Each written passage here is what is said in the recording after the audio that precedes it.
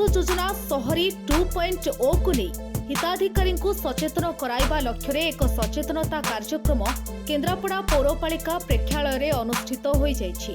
एही कार्यक्रम रे मुख्य अतिथि भाव में पौराध्यक्षा श्रीमती सरिता साहू और सम्मानित अतिथि भाव में पौर उपाध्यक्षा आकबरी खातून, पौर परिषद कार्यनिर्वाही अधिकारी अजित नारायण प्रसाद गिरी, भित्तिभूमि विशेषज्ञ अरविंद परिड़ा, संजीव महांती, पौरपालिका काउंसिलर उमेश नायक, रमेश दास, रश्मिता सिंह, एसके असलम, प्रदीप्त कुमार जेना प्रमुख उपस्थित थिले। एही कार्यक्रम माध्यम सहरांचल रे थिबा प्रधानमंत्री आवास योग्य हिताधिकारी मानंकु योजना संपर्कीय अनेक तथ्य प्रदान कराजिबा सहित एलईडी परदा माध्यम आवास योजना संपर्क रे वीडियो चित्र प्रदर्शन करा जाई सचेतनता करा जायतिला। सेमानको केवल पाई परिबे सुविधा रे पाई परिबे। आज एक कार्यक्रम आम म्युनिसिपल द्वारा आयोजित करा जायछि। केन्द्रापड़ार जो माने योग्य हिताधिकारी अछंती से माने केमिति पाइबे से विषय आलोचना होता। देखु केन्द्रापड़ा हूँ सर्वपुरातन म्युनिसिपालिटी। एटी मध्य बहुत हिताधिकारी अछंती। वर्तमान सुधा 850 जन अप्लाई करछंती घर पई। एटी प्रॉब्लम रही जे आपणकर जगार जो अच्छी से सबू बापा जा ना रही विभिन्न कारणरू से निज ना को आनी पारना तार मध्य गवर्नमेंट सुविधा करछि। एक एफिडेविट देकिना केमिति से माने पाई परिबे। मुझे आपण मान माध्यम आम केन्द्रापड़ावासी की कहूँ चाहूँगी जे आपण मैंने अप्लाई करूँ।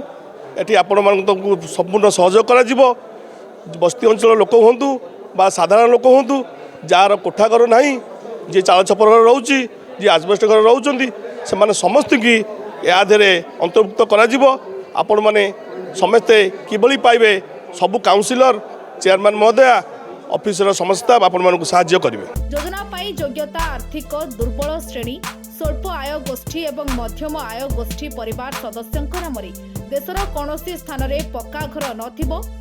योजनार उपादान गुड़िक है हिताधिकारी द्वारा निर्मित गृह, बीएलसी एवं विभिन्न संस्थांक सहभागिता निर्माण होता सुलभ गृह, एएचपी वार्षिक 3 लाख टंका पर्यंत आय थिबा परिवार पाई, सुध सब्सिडी योजना आईएसएस वार्षिक 9 लाख टंका पर्यंत आय थिबा परिवार पाई। एही प्रधानमंत्री आवास योजना शहरी 2.0 सचेतनता कार्यक्रम केन्द्रापड़ा पौरपालिकार शताधिक हिताधिकारी अंशग्रहण करथिले। ये जो प्रधानमंत्री आवास शहरी योजना 2.0 कार्यक्रम अवेयरनेस कैंपेन आमर आज पौर परिषद तरफ कार्यक्रम में आमर पौर परिषद अध्यक्ष उपाध्यक्ष तथा अन्य समस्त काउंसिलर मान उपस्थित थिले और विभिन्न वार्ड आमर हिताधिकारी मान उपस्थित थिले।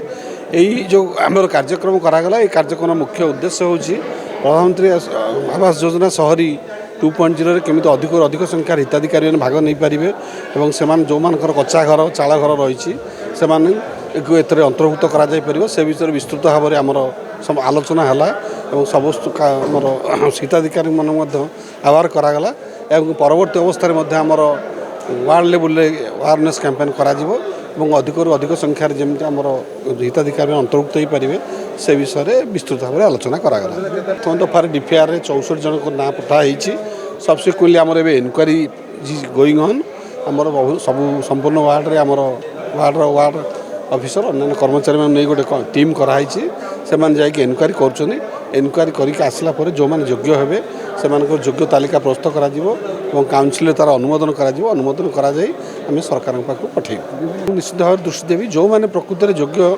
हिताधिकारी से आम चयन कर। केन्द्रापड़ारू जिला प्रतिनिधि अनिरुद्ध दास रिपोर्ट न्यूज एक्स ओडिया।